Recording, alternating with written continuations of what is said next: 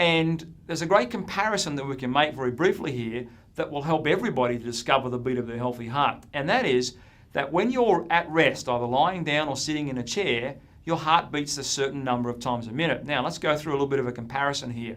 Troy, as an athlete, how many times a week do you train at the moment for the AFL? A brief outline, we train 6 days a week. Yep. I've been doing that for, as I said, 11 years now. So consists of 2 or 3 football sessions, 3 weight sessions, a number of cardio, swim type sessions. Yeah. Then there's a lot of, I suppose, mental energy in meetings and reviews and Yep. that sort of thing. So it all adds up. Yeah. Over a week. And so that puts you at the elite category of cardioprotective activity. I mean, you really push your body. As a result of that 11 years of training, what's your resting heart rate? Mine's about 45 beats per minute. Yep.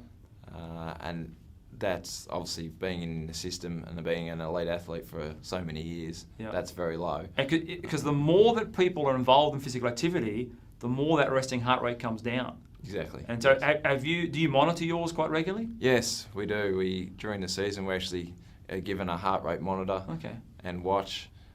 We measure our resting heart rate. It's the first thing we do is when we get up. Oh, okay, So every morning.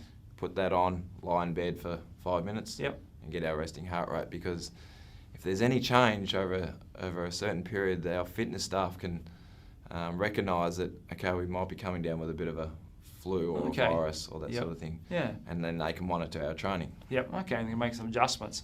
So the average person who is involved in cardioprotective activity, say for myself, for example, I would be involved 6 days a week, nowhere near like an elite athlete would be, and neither should I be. I'm in my mid-40s, and my resting heart rate is around the 60, 62 beats a minute. So there's a bit of a difference.